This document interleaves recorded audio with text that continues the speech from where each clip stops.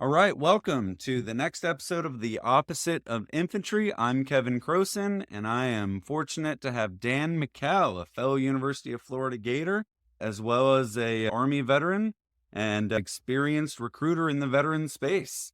Appreciate you coming on and supporting the show and sharing some stories here with today. Tell us a little bit about yourself, your background, both with the military and also what you've been up to since getting out. Awesome. Well, yeah. Hey, Kevin, thanks for inviting me on and go Gators. A little bit about myself. I was a University of Florida graduate and ROTC student with the Army ROTC department and spent 8 years active duty Army as an air defense artillery officer.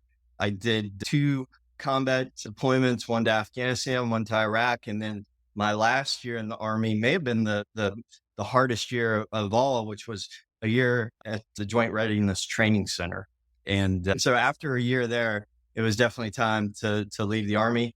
And so I started looking for jobs, and I thought, well, everyone would want to hire me because I'm an Army captain and I think I'm pretty good.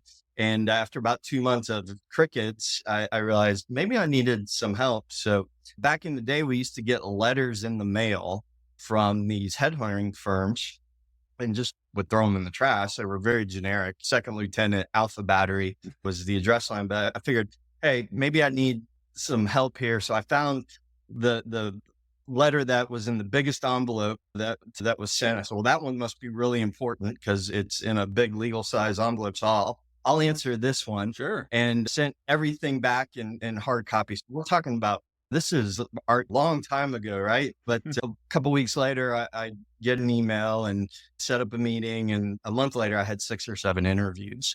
And so I asked the recruiter, I said, hey, I'm interested in doing what you're doing. I really feel like helping other veterans who are in the job search and are struggling like I have struggled would be a good job. And so I said, yeah, sure, interview. It would not have been my first choice. At the time, I really thought I wanted to be a pharmaceutical sales rep. I would later find out I wasn't pretty enough to do that job. And so I figured, but that recruiting job was, most of it was on the phone. So it doesn't matter that I'm not pretty. I can probably do that job and got lucky enough to get hired. And I've done recruiting in the transitioning military and military space since 2005. So I'm a little over 19 years. Oh, wow. That's awesome. So I bet you've definitely have a lot of lessons learned, and you have a great experience on the other side of service. So the first few episodes we've talked to, currently in service or, recently. So you'll be the first one that we've talked to that's kind of been out for a while, and operating, in this veteran space. So off the bat, when you hear the phrase "the opposite of infantry," what does that kind of conjure up in your mind, given your experiences?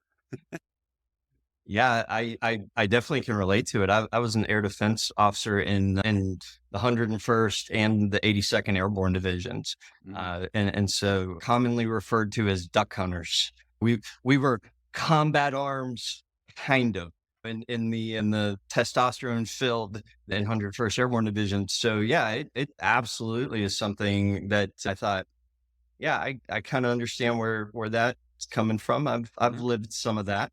Absolutely. So when you're in the grid that we've created with the high violence, high physical demand being in the upper left corner or upper right corner, and the low violence, low physical demand in the bottom left corner, where would you chart some of your experiences in the military?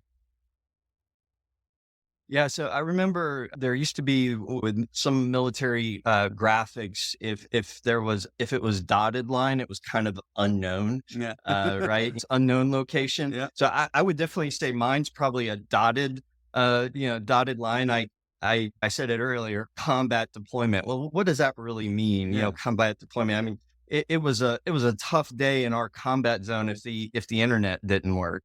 Yeah. And so never fired my M4 other than at the range the whole time I was deployed. So Yeah, so I definitely see it as a dotted line somewhere, Mhm. and probably in my mind more to the upper right, but in reality, probably more towards the bottom left. No.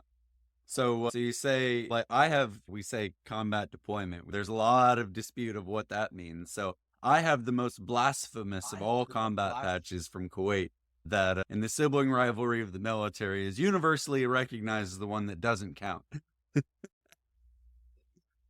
But I think that's just part of the poking and teasing. There's a certain part of the culture that I think we accept and that we, have fun with, but hopefully we don't cross the line too much. But I have fun with it. I own it. I know my patch is Kuwait, and my other deployment was Kosovo. I'm, just like you, my weapon was locked up the whole time. I had air conditioning. So, to me, it was like, obviously it was fine. But when I tell like a civilian, like, oh man, yeah, I lived in a tent, they're like, "Oh, that must have sucked." I'm like, "No, it was AC. It's fine." Like, so you have that, but you at least have the combat arms street cred that I don't have. I'm just an admin reserve guy. So how was it Yeah, interfacing? our combat air threat in Afghanistan and in Iraq was very light. Yeah. So when your primary weapon system, it consists of a Stinger missile, and there's absolutely zero chance of using your primary weapon system.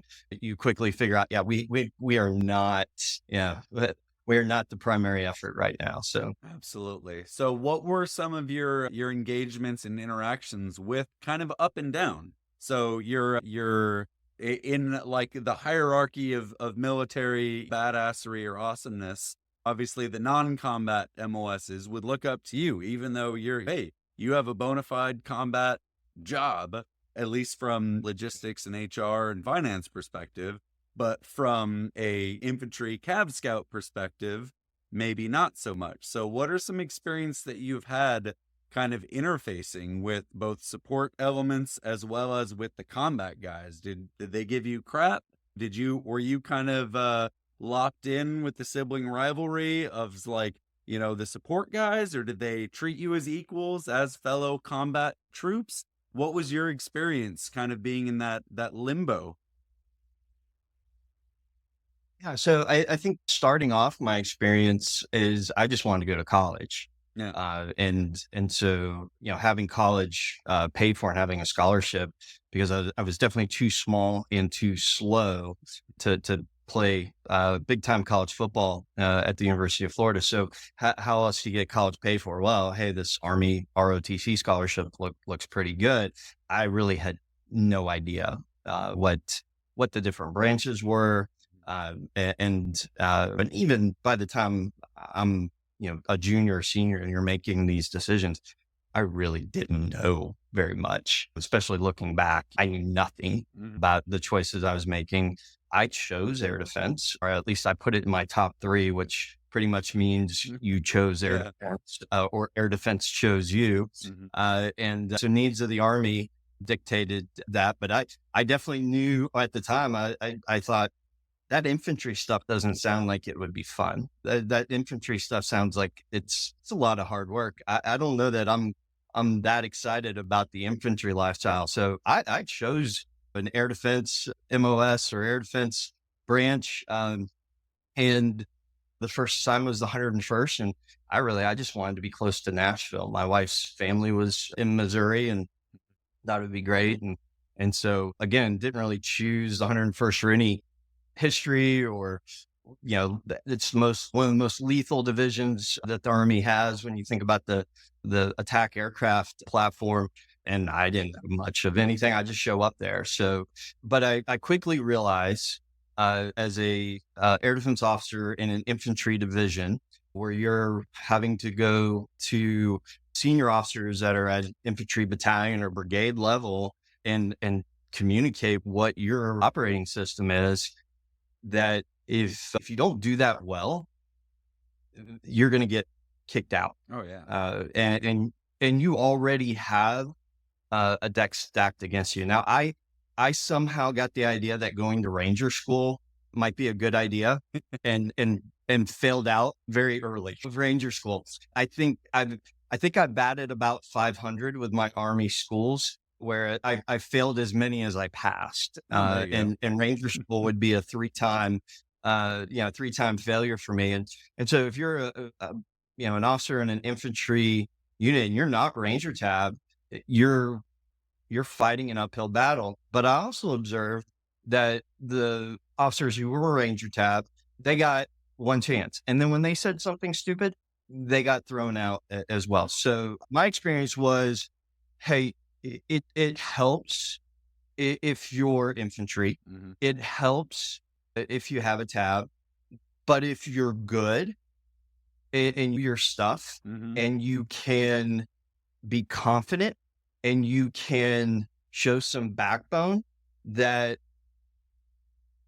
resonates. That when you push back, Mhm. and you show that you're willing to fight, then that was my experience. And I'll never forget telling an infantry major who came from a lineage in the 82nd that was amazing, and everyone was intimidated by him. And I remember telling him, "Sir, that is unacceptable. That this is happening. That is unacceptable. I cannot allow that to happen." And I remember him looking at me and going, "Okay, you're right." And that's the moment for me that it clicks. Like, look, it doesn't matter what branch you are. Mhm. It matters about who you are and having the confidence to stand there. Absolutely. Did you ever have so that was a positive experience that worked out. Were there any like negative kind of, I mean, even if just in the fun way, just our stepbrothers relationship, kind of the hazing or whatever, is there any kind of moments that stood out to you that really stuck in your mind of like experiencing that elitism that can sometimes occur, sometimes in a fun way, sometimes in a not so fun way? Yeah, I'll tell you the one that really does. I've had it, I've seen it, and it's much more recent. Mhm. So being in the recruiting industry, we'll have companies that tell us, "Hey, here's what we're looking for. Sure. This is what we're looking for," and some of it's very legitimate. Hey, we want the person to have a 4-year degree, or we want the degree to be in engineering, or we want them to have a master's degree. I even understand sometimes, hey, we're looking for an officer Mhm. for this position. And usually you can tell when the person who's giving you the requirements is former military. They start to, but the one that always makes me scratch my head is when they say, "Well, I want a combat arms officer." Mhm. So what does that You make mean? That's potato really chips. broad. Yeah, you make potato chips here. Yeah. Why do you think that you need a combat arms officer? I mean, is there actual warfighting operations going on that would require that? I mean, that seems a little odd to me, Yeah. Air and defense meet their so requirement?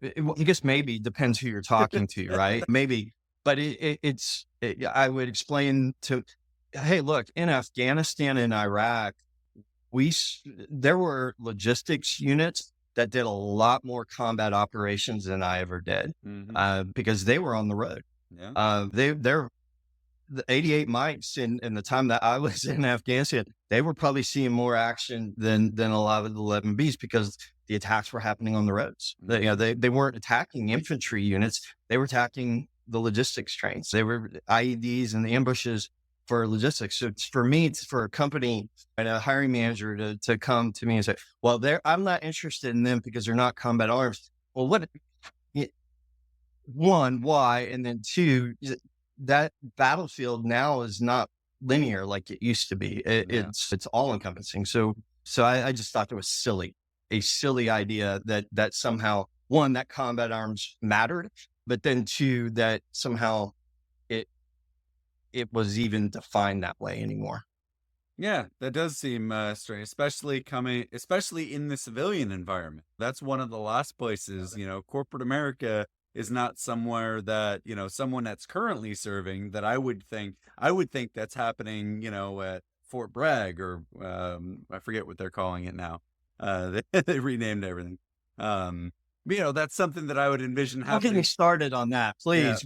no. We can't, we don't want to go down that No. road. So, but that's something that as a current service member, I would think, oh yeah, that's something that happens internally. The fact that I wouldn't even envision or think that sort of stuff would be happening on the civilian side in kind of the corporate side of things. So that's very interesting. I've Like, seen it the other way too, yeah, where I've seen someone say, well, they're just infantry. They can't do this job. And I'll tell any young infantryman who tells me that, who says, well, I'm just infantry. What can I really do? Bubba, just like, you can do anything. oh I yeah, mean, you're infantry. I've seen you do everything. oh So yeah, I do. Yeah, I kidded in your post on LinkedIn about neither of the two candidates for vice president were airborne. So I called them both legs. I do look at people yeah, when I see a resume. I see somebody has been in an airborne unit. I think there is some uniqueness to the airborne community that sure, one I think you're fearless. If you're willing to jump out of an airplane, that shows some confidence to me. And I also think of the ability to do things that are not planned. Things are different. But is it airborne the only group that can do that? No. I think that exists for everybody. So to exclude somebody, hmm, from consideration just because they weren't airborne or weren't a ranger or weren't infantry, if they're good, they're good. absolutely. I'd love to go further down this segue, especially with that. That's been your bread and butter for coming on 20 years.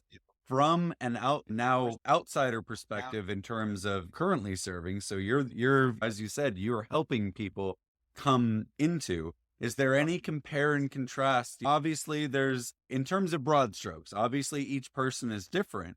But for example, as you mentioned, if you see some airborne on someone's resume, okay, there might be some things that come to mind. So if someone who's just a career AG or admin, if they're enlisted, recruiter, finance, human resources, is there any broad strokes that you kind of see from your perspective that really contrast, like our upper right hand corner versus the lower left hand corner?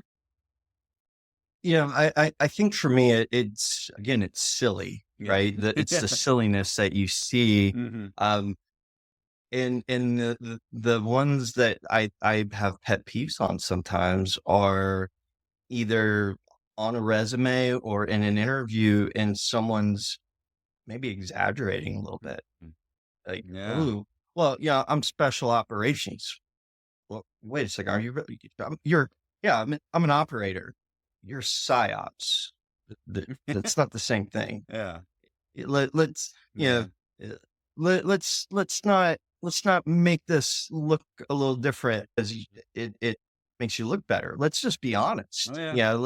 Let's not try to, to, to put something on here that isn't true, or Hmm. maybe is a little misleading. Sure. Be proud of what you did, Absolutely. and stand by it, but don't be misleading about it.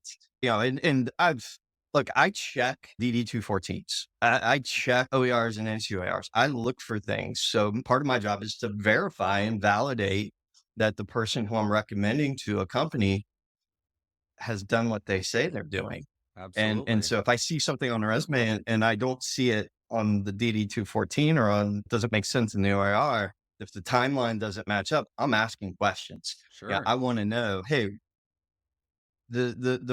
what's the real story here? Hmm. And you don't need to lie. You don't need to mislead. In Yeah. fact, that can hurt you in Oh, this absolutely. interview. So let's make sure that we're being honest. Yeah. So one theme that I try to address in this is that I think a lot of, and it's something I've suffered from that I've kind of come to terms with and worked through, is the imposter syndrome. A lot of support element people, especially reserve guard or people that didn't deploy, there is an issue with this idea of imposter syndrome where maybe my service isn't good enough. Maybe I feel the need to church it up to make it seem like my service is worthwhile. Now, obviously, some people are just churching it up because they may want to sound cool, or they may want to sound qualified. So looking at it from that perspective, how much of that do you think kind of bleeds on the line? Because obviously, like you said, we need to take pride in what we're doing. But for some people who Mhm. might be suffering from that, who might not be as confident in their service, and that might be a motivating factor to church up their resume, what would be your recommendations and kind of advice to people who are struggling with the lack of confidence or the lack of pride in their service because maybe they don't feel they were hardcore enough or did enough? What would be your guidance to those sorts of folks? So I guess my first reaction to that would be the decision to leave the Army after 8 years, and having been a battery commander and having really been invested in by wonderful leaders. And that decision when I left, I was nervous about what would be said. I was so relieved when mentors and people that I really respected said, "Hey, you served your country, and and and that's honorable, right?" Mhm. And so, yeah, you're not going to do 20 years, and you're not going to this, but don't feel bad. We're not going to make you feel bad about your decision to leave. And so, for anybody out there, if you served honorably and you have served honorably, you volunteered to serve, you made a decision, you gave time to your country. I would just start there and say thank you. And I would say that the people who I look at now and hold in highest regards and respect, it's the people who are humble. My early interviews were sometimes just train wrecks as I'm trying to figure out how to interview. And when I figured out how to interview, I got cocky again. And I remember the advice of someone who was interviewing me, who was also former military. And he said, "Hey, slow your roll here. You're not as good as you think you are." And so for those out there who say, "Well, I'm not as good as the next person," they're not as good as you think they are either. Like, the people who are humble usually are the ones who are really being held in higher esteem. So the the idea that you need to have your 201 file on your bumper, it makes you more or less of a veteran, I think is crazy, right?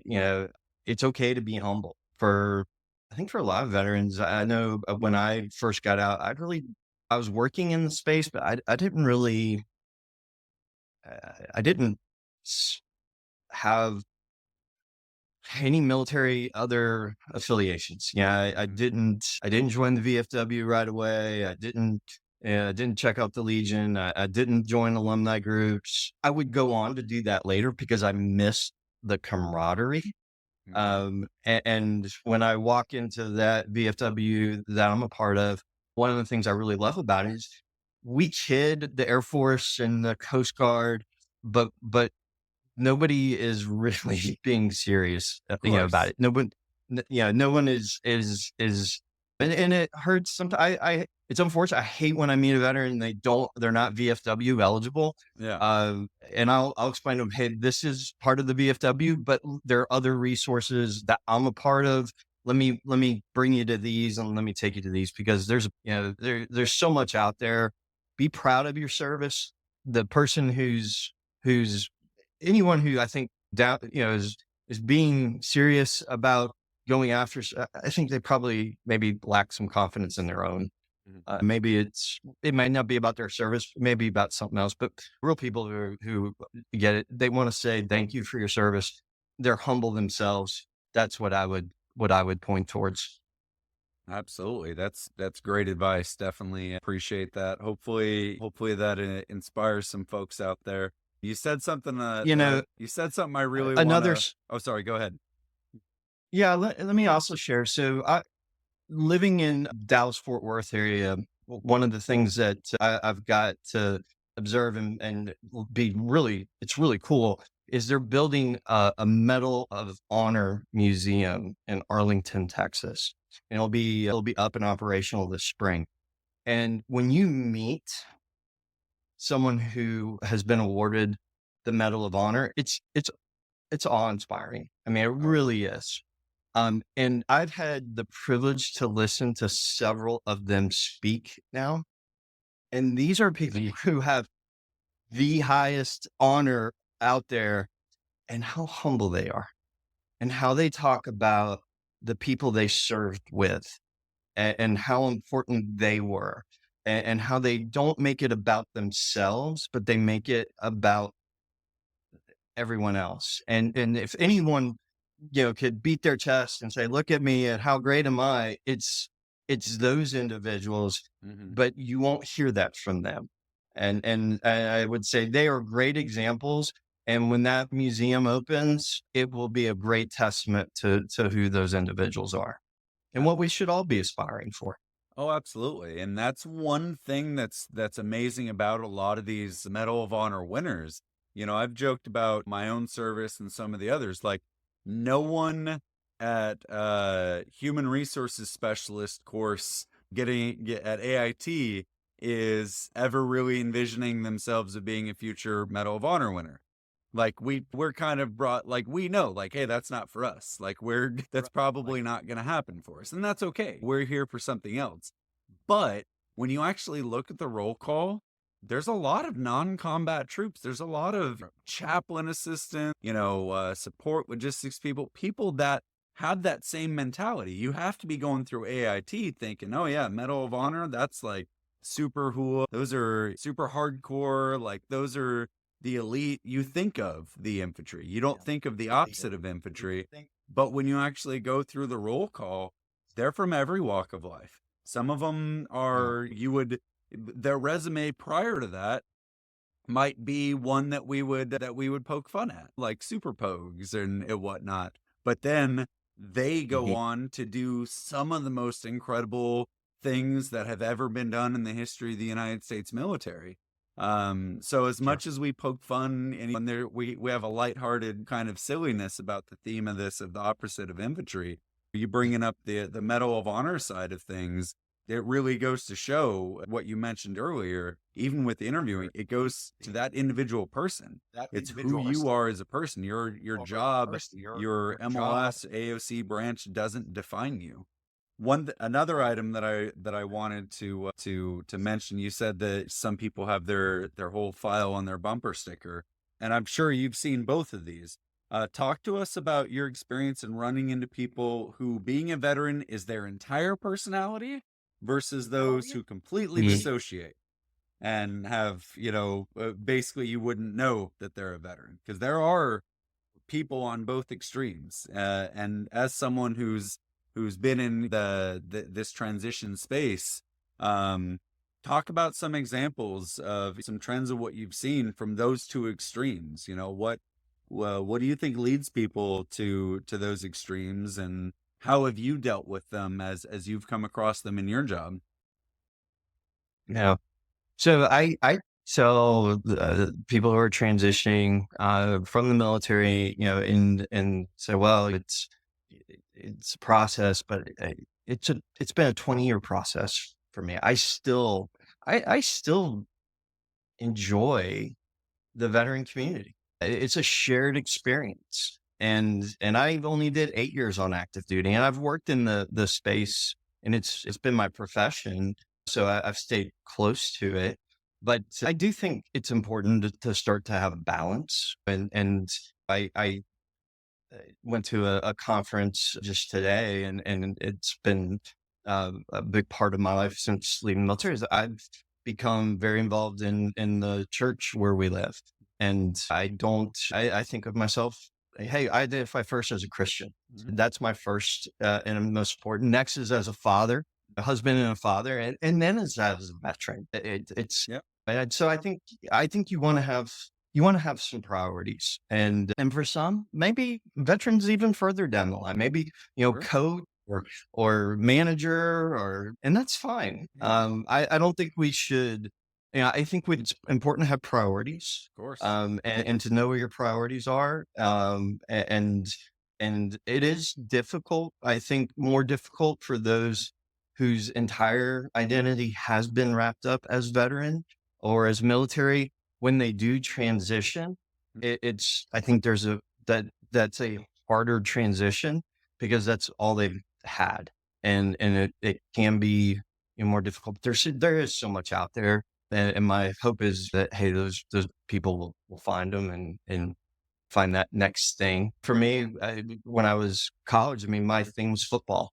I I played first high school football for my country, to use Al Bundy and Married with Children's line. Yeah, but like I said before, too too small and slow. So you had to find that next thing. For me, it was, hey, I'm going to do the military thing. And then after military was recruiting, and then realized after recruiting, hey, maybe it's something else. I think it's natural for people to go through a journey where they see that at different times. Sure. What about the opposite end of the spectrum where people get out and they fully dissociate, where they're like, I don't want, maybe they had a bad experience, maybe they had a falling out Yeah. with their command, and that's why some people get out due to poor experiences, and they almost don't want the veteran title, or they just kind of put it behind them. So Well, that's the other side of the we saw spectrum. that, right. We saw a lot of that with Vietnam veterans. Hmm. And so when we look back on that, and that population is in their 70s now. Yeah. And our veteran of foreign wars here in the town where I live in Frisco, Texas, we had the Vietnam memorial that travels, the wall that heals, came, and it was amazing. I've never been to the National Mall and seen the monument there, but learning about it, but really was meeting Vietnam veterans who said, I haven't thought about this, and haven't talked about this. And I know enough of their stories, and from growing up with, well, so and so's dad was in the Marine Corps, but he never talked about it. Hmm. And so we've seen that. I don't think that's healthy. I think it's understandable. I think a lot of times there, and I think the comment that I try and remember is, you just don't know what someone else has gone through. It's hard to walk in someone else's shoes. You really, you can try, but you just really can't have lived their experiences. I think you have to give people grace Sure. to just say, hey, look, I didn't have the same experience that they did. Hmm. And I'm not going to judge why they've chosen, this. I'm going to give them grace on it, and just realize that I haven't been in those exact shoes before. Sure. Yeah, and I loved what you talked about of finding your tribes. That's something that I'm going through as I prepare for my transition. For the longest time, being a pro wrestling geek was one of the facets of my personality, but it was pretty much Army and recruiting and associated things. But now, as I get closer, like, I'm a professor, but that crossroads off because the class I teach is a DINFOS cohort, so I teach my students are military affiliated, so that's kind of cool. As a fellow Florida Gator, the Military Alumni Association. So I'm finding these like really cool crossroads where it's like veteran adjacent. So it's my alumni, but it's veteran alumni. I'm teaching, but I'm teaching kind of military and military adjacent. So it's really helping me figure out who Kevin is outside of Master Sergeant Crowsyn.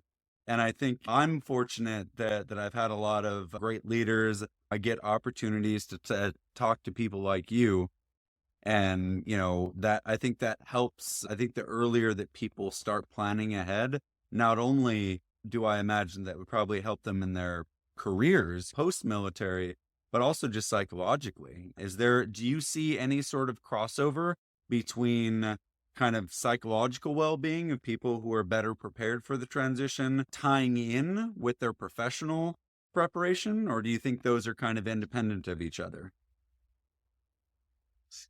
Yeah, I So I'm the post surgeon Mhm. for our VFW. My major at University of Florida was health science education, That's awesome. basically gym teacher or health coach. Uh, and of course, Army has me doing air defense. My career has been in recruiting, but I'm finally getting to use my degree in terms of, hey, how can I help members of this post with health and wellness? And September is Suicide Awareness and Prevention Month. And so we're very much looking at, hey, well, what are some of the things that you want to be doing? And a lot of them have camaraderie, community, getting outside, not isolating, being physically active, being healthy, not abusing alcohol, not abusing other drugs, taking care of your mental health, and not ignoring it. So yeah, I mean, there's definitely there's indicators, right? There's a chart that says, hey, these are good things and these are bad things. And I think we kind of know what we should be knowing what those good things are, and that's what we should be moving towards is, hey, let me get to the side that's healthy. Absolutely. How can I be healthy mentally, physically, spiritually, emotionally, all of those things. And so yeah, move towards that side of the chart. And watch out for your buddies too, right? Though, I mean, it's easy for me to say that from it's very easy for me to say that, but I know other people who are struggling, and I know that, hey, there's you got to look out for your Mhm. buddies, and you got to check on them. And when you see them struggling, Mhm. you need to intervene. You need to ask, hey, are you okay? And Absolutely. and you have to ask that hard question. Are you thinking about doing something to hurt yourself? And you need to be, I think we could all be better aware on the suicide prevention stuff, because it's an epidemic nationally. It's a bigger problem in the veteran community because we've at least all of us have gone through some type of training Mhm. to use a weapon. So we're not intimidated by it. We have oftentimes at least some type of understanding of how to pull a trigger and what's going to happen. And we've been emotionally prepared for that possibility in our military career. So the reason veteran suicide is such an issue, and most veterans, a lot of veterans have guns. We have the means, we have the training, we have that. We're much more successful in carrying out Mhm. a suicide attempt, and so it's even a bigger issue in our community. So we do need to pay more attention to it. Absolutely. And I appreciate you bringing that up because that's obviously one of the dark side of toxic tribalism that can contribute. It's one thing to have the sibling rivalry, like you said at the VFW, poking fun at the Coast Guard. It's an entirely other thing to belittle someone's service and to kind of put them down to a point that it's endangering mental health. There's definitely a line that can be crossed. One way that a lot of groups are able to help with that line is by embracing the silly side and being just kind of accepting the reality of, hey, maybe it wasn't all that good, but we can laugh at it. If we take it too seriously, there can be serious consequences. So, on that note, to segue over, I want to kind of get some of your stories of what is just, some of the most ridiculous stuff that you've seen tied to whether it be the veteran community or military bureaucracy. And is there any sort of like movies or TV shows or pop culture that you've seen that's like, that's real life? I've experienced that. And people that some of the people might not associate with, but you're like, that's 100% real. So tell us Yeah. some of the silly side that shows that we can't That be taken all shows that that. serious. Yeah, humor is such a good counter to the troubles. It's important to make fun of yourself. Humor is important, and we like to make fun of others, but I think it's even better if we can make fun of ourselves. And the first boss that I had coming out of the Army was a infantry officer who would tell this story when I first came to work. He said, "Look, every war story that I can tell you ends with, and then my blank adapter fell off." So he was Army infantry ranger, big, beefy, gregarious, and he could say, I none of that matters, and every war story I'll tell you ends with, "Then my blank adapter fell off." And I think it was his way of just saying, "Look, don't worry about me being infantry. We're good." And he could make fun of himself. I said earlier, I've failed as many Army schools as I've passed. And to this day, do I feel bad that I didn't make it through Ranger School? No, that stopped a long time ago, right? I mean, when you become a battery commander, it's like, hey, I'm kind of past the idea of I needed to be a Ranger tabbed air defense officer for some reason. So, yeah, it's good to laugh and make fun of others, but make fun of yourself too, because you you need to. Yeah. So, Yeah, uh, I and love if to I were to mention my one of my first big army tattoos. I figured I wasn't hardcore enough for like a real army tattoo. like a real So I have this like it's just a goofy monkey with like an old school Vietnam era K-pot helmet. Because that was my envision myself. Like I'm just a guy stumbling around with old reserve equipment. So that was my way of just kind of like, you know, even with my own ink to just like to be silly with it and just to kind of to not take myself so seriously. I love to use the line when someone, well, what'd you do in the Army? As little as possible. Yeah, That's a great honestly, one. It's a great one. as little as possible. Uh, So, but you asked about a movie, yeah. and so Memorial Day. I think I grew up. My grandfather was a World War II Army Ranger. Actually, I mean, I went to memorial services as a kid, and my family definitely instilled the patriotism, and I do think Memorial Day is a very important day. We need to honor those who gave that last full measure of devotion, the people that gave their lives, that sacrificed and sacrificed for us. So I think Memorial Day is very important for that reason. But it's Memorial Day evening. My wife and I are at home, are like, let's watch a movie that's a war movie, but maybe is a little lighter and a little funnier side. And there's some great ones out there, right? Stripes and Yeah. comes to mind. But we watched one that's new called The World's Greatest Beer Run. And it's a Vietnam era story of a merchant marine. So that, again, you talk about, are they really military or not, right? Merchant Marines. Yeah. They are on a ship bringing goods and supplies to Vietnam, but he jumps on a ship to go bring his buddies in that are serving in Vietnam, bring them beer to let them know that the old neighborhood was still thinking about them. And so it's based on a true story, very entertaining, not traditional.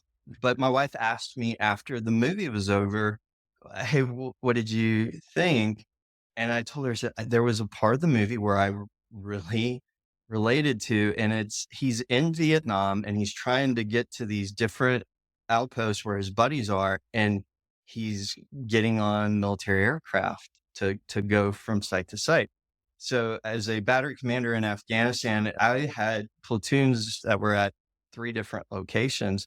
And I remembered that movie just jarred a memory that my first sergeant's like, anytime we needed to get something to them, part for a weapon system or some type of supply, if you told the pilot of the helicopter, hey, take this, it's got mail in it, for the pilots would always let mail go. Like no pilot would ever say, oh, yeah, we can't take that bag. If it's got soldier mail in it, we'll take it. Yeah. And I remember sometimes, like, I probably conned my way onto a few flights by saying, I'm bringing mail. And I just wanted to go visit them, but I'm bringing the mail. So they had to let me on there. And yeah, I think some of the funnier things that you think back on in your service time are the ones that are probably the better memories anyway. So again, find some humor out there. Absolutely. And that's a great kind of segue to the final topic that I always like to address is, as we were mentioned before we started recording, today's culture has some unfortunate side effects of there's people dive into the far ends of the spectrums on things. There's a lot of folks that are really tribalistic, not in a good way. You had mentioned, hey, you have your faith, you have your service affiliations. Some people can obviously, as with anything, there can be too much of a good thing. And some people are kind of becoming hyper polarized in a variety of different things. And unfortunately, it's starting to become more prevalent in the online community where veterans are kind of belittling and attacking veterans, denigrating the service of others, whether it be due to politicians, whether it due to be their faith backgrounds. And it's unfortunate because when we're in service, we all join together, regardless of backgrounds and other affiliations. But as you mentioned, as you get out of service, you have to have you have your other groups. And there's nothing wrong with that. But I feel like we're starting to cross lines to where certain minority elements of veteran community are starting to kind of cannibalize each other. And we have enough to deal with fighting for better pay, fighting for veterans benefits, for the VA healthcare. There's a lot that we should be united over rather than attacking each other and tearing down the service of others. So I'd love to just kind of to get your thoughts on this idea of toxic tribalism within the veteran community. If there's elements that you've seen, and ultimately, how can we combat it? How can we make sure that we remain kind of unified in our service? Yeah, a friend of mine who we worked together for a number of years. He was Army veteran, 101st, and I remember him saying, I think he heard it on a podcast or from someone, but I remember it really stuck with me. He said, "The we can be our own worst enemies to each other. Like nobody will tear down a veteran more than another veteran, it seems like." And yeah, I think those leaders who didn't tear me down when I was leaving the Army after 8 years, and they had invested in me, and they could have been toxic and made me feel bad about that decision, but they didn't. They were kind. They were appreciative of what I did do, and that was it. And I think it's important to understand when people are joking, right? Like Yeah. if I call you a leg, it's really not. I'm not serious about it. It's fun. Yeah. You're not But attacking I my don't think personal character. We're just, yeah. I'm not. Yeah. So, but some of the spats that I see people get into, and I look, I'm going to make a comment and then I'm going to leave it alone. Like Sure. I'm not going to get. I don't want to engage in an online fight. I think Mhm. uh, we would do so much better if we didn't hide behind keyboards, Yeah. with our brave comments so much. If you, I think of idea that if you were to ever attack in some of the units that I was in, if you were going to make fun of them, they were some of the biggest dudes we had, and we're some of the strongest guys at it. And like, really, you want to go after the mechanic because he's not combat arms? You'll be missing a few teeth when it's over. Yeah, but we'll do it online, and I think one, let's stop being each other's enemy. It's fine to be a little jocular and have a little fun within reason, but I think also then don't let it become an attack. And if someone takes offense, you don't have to engage in it. I think it's just, hey, have some kindness, be appreciative of everyone has done some, and if the Medal of Honor recipients can stand where they're at and say, hey, these are the guys and these are the gals that I served with, and then we all can do that, right? We don't need to go bashing each other. Let's just say, hey, this is it's okay. We don't need to tear everybody down.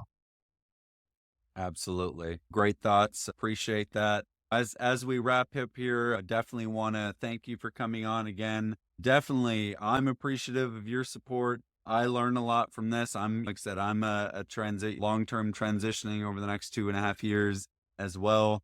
And also, I know you spoke to the values of being humble, but you are a rock star on LinkedIn. You have a massive following. You're a widely respected member of the veteran community, a widely respected thought leader. So the fact that you're taking the time to be on this, which is essentially a brand new show coming out, definitely means a lot to me, especially given your stature on the platform and in the veteran community. So I'm very grateful of your time and your thoughts and expertise, because this is OJT for me as I prep for my Well, transition. if you were Florida State, I would have I would not have agreed.